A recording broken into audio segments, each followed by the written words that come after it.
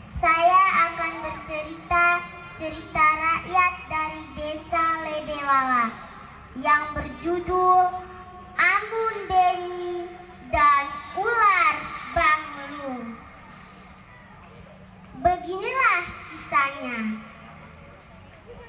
Konon dahulu kala kampung Lebewala terletak di atas sebuah bukit yang bernama Tua Laleng. Di kampung itu tinggallah sepasang suami istri yang bernama Amun Beni dan Muntelar bersama kelima anaknya, yaitu Hole Amun, Serang Amun, Hur Amun, Miteng Amun, dan Wolon Amun. Amun Beni bekerja sebagai seorang petani. Pada musim hujan, ia selalu berada di kebun untuk menjaga hasil kebunnya dari gangguan binatang liar seperti babi hutan dan rusa. Sebuah alat musik tiup dari bambu bulu mirip suling yang disebut peku selalu dibawa serta untuk mengusir rasa sepi dan kantuk saat menjaga kebunnya. Suatu malam, ketika Amun Beni sedang menipekunya, tiba-tiba terdengarlah suara kokokan ayam jantan. Amun Beni merasa aneh, sebab di tempat itu tidak ada seekor ayam jantan pun. Amun Beni tetap menipekunya, dan suara kokokan ayam itu terdengar lagi semakin keras. Amun Beni merasa jengkel, lalu semakin keras menipekunya. Demikian seterusnya terjadi sehingga terdengar suara peku dan kokokan itu saling bersahut-sahutan seperti sedang berlomba. Amun Beni menjadi tidak sabar dan berteriak dari dalam pondoknya, "Hai, siapa kamu? Tunjukkanlah dirimu. Jangan mengganggu kesenanganku malam ini." Dan dari bawah tebing, tidak jauh dari pondok Amun Beni berada, terdengarlah suara yang tidak kalah kerasnya. "Nama saya Banglung, raja ular yang berkuasa di wilayah ini. Aku punya kemampuan untuk meniru suara kokokan ayam jantan. Suara kokokanku harus dihormati dan tidak boleh diganggu oleh suara-suara lain, termasuk suara pekumu. Demi keamanan dirimu, sebaiknya berhentilah menipekumu dan tidurlah." Mendengar itu, Amun Beni menjadi sangat marah dan menawarkan sebuah tantangan kepada Banglung. Katanya, "Ular beludak, kalau kamu benar-benar jantan, marilah kita beradu sampai pagi. Kamu terus berkokoh dan saya akan tetap menipeku. Jika saya tidak bertahan dan tertidur, maka santai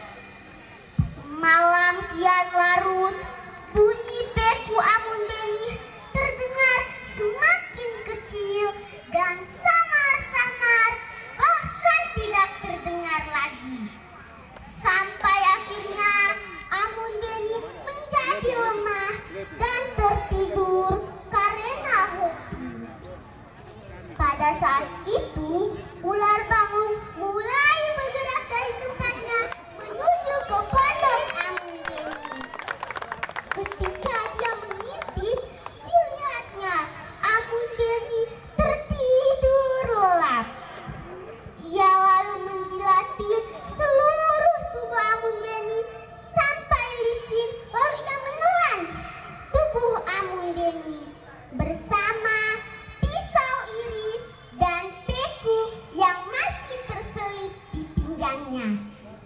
Ular Bangung tidak dapat merayap pulang ke tempatnya karena mangsa yang ditelannya terlalu berat. Ia pun tertidur di pondok Amun Beni. Ketika terbangun dari tidurnya, Amun Beni sadar bahwa ia ada dalam perut ular Bangung. Namun, ia tidak kehilangan akal dan memalingkan badannya ke kiri dan ke kanan. Akhirnya, ia dapat menarik pisau di pinggangnya. Akhirnya, ia membelah perut ular Bangung dan keluar dengan selamat. Kedua biji mata ular Bangung dicukil dan badannya dikuburkan.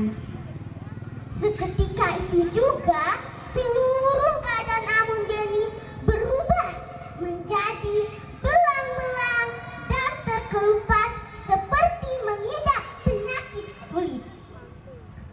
Amun Beni lalu pulang ke rumahnya dengan membawa kedua biji mata ular Bangung. Istri dan anak-anaknya merasa heran dan jijik melihat kulitnya terkelupas seperti kulit ular. Ia lalu menceritakan kejadian yang telah menimpa dirinya. Ia lalu menyuruh istrinya mengambil 2 buah piring putih dan menaruh kedua biji mata ular Bangung. Seketika itu juga seluruh kampung Pulalalen menjadi terang benderang seperti disinari cahaya listrik. Namun orang-orang tetap menjauhinya karena jijik. Amun Beni malu dan sangat minder. Suatu ketika datanglah sebuah perahu dari Kalikur dan Ambon berlabuh di pantai Lebewala. Amun Beni berniat ikut perahu itu mencari dukun untuk mengobati penyakitnya. Namun niatnya ditolak karena mereka jijik melihat kulitnya. Sebulan kemudian datanglah sebuah perahu dari Pandai Pulau Pantar dan berlabuh beberapa hari di kampung Lebewala. Amun Beni bertekad ikut perahu itu walaupun niatnya ditolak. Istrinya menyiapkan bekal berupa tepung jagung goreng, air minum dalam bambu beruas 7, sebuah biji lontar, 2 biji mata ular Bangung dibawa pula, diikat dengan sehelai kain putih pada pinggangnya. Ketika malam tiba, saat semua orang di perahu sudah lelap, Amun Beni menyelinap masuk dan bersembunyi di dasar perahu. Pada saat perahu itu hendak bertolak, para awak perahu sangat heran karena perahu itu laju lebih cepat dari biasanya. Dan akhirnya perahu itu tiba di Pulau Pantar dan berlabuh di kampung Pandai. Setelah membongkar muatan dan perahu itu hendak bertolak, Raja Pandai memanggil juragan dan memberitahukan bahwa ketika perahunya berlabuh terlihat oleh orang-orang di darat ada cahaya seperti pelangi di atas perahu. Raja lalu menyuruh juragan untuk memeriksa perahu sampai ke dasar. Mereka menemukan seorang bapak yang kulit tubuhnya menjijikkan. Lalu diantar ke Raja Pandai. Raja sangat menghormatinya. Amun Beni lalu menyampaikan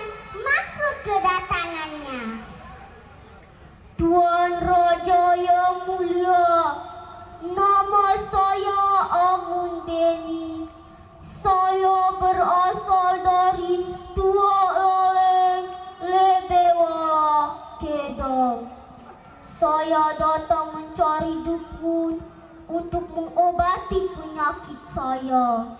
Yang saya bawa ini bekal berupa tepung jagung goreng, air minum dalam bambu, serta biji buah lontar untuk ditanam, dan 2 biji mata ular banglung untuk menerangi kampung di mana tempat saya disembuhkan. Setelah itu, raja menyuruh Amundeni untuk istirahat. Pada saat hari mulai malam, para pelayan menyiapkan alat penerangan dari biji jambu dan kapas. Melihat itu, Amundeni meminta kepada pelayan agar diberikan 2 buah piring putih. Lalu ia mengeluarkan kedua biji mata ular banglung dan meletakkannya di atas piring tersebut. Seketika itu juga seluruh istana dan kampung Pandai menjadi sangat terang.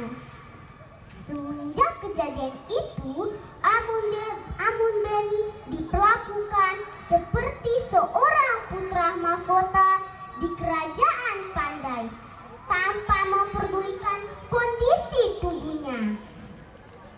Raja menawarkan agar kedua biji mata ular itu ditukarkan dengan sebuah buku Al-Quran dan seekor ayam jantan ajaib yang dinamakan Manu Siring Koko. Amundeni menerima tawaran itu karena dia yakin ayam ajaib itu dapat menyembuhkan penyakit kulitnya dan ia dapat kembali ke kampung halamannya tanpa mencari perahu. Amundeni lalu menanam biji buah lontar dan bambu di kampung Pandai, Pulau Pantar sebagai kenang-kenangan. Dengan keajaiban manusia Ringkoko, seluruh badan Amundeni menjadi bersih dan licin seperti sedia kala. Ia sangat senang dibuatnya untuk kembali ke kampung halamannya. Ia lalu meminta kepada manusia Ringkoko agar memberinya sebuah perahu. Dan ketika ayam itu berkokok, sebuah perahu berlabuh di pantai. Amundeni segera naik dan berlayar pulang. Akhirnya ia tiba di pantai Laping, Pae Bareng. Ia segera bergegas ke rumahnya agar dapat bertemu dengan istri anaknya yang sudah lama ia tinggalkan. Karena tergesa-gesa, ayam ajaibnya tertinggal di pantai Laping.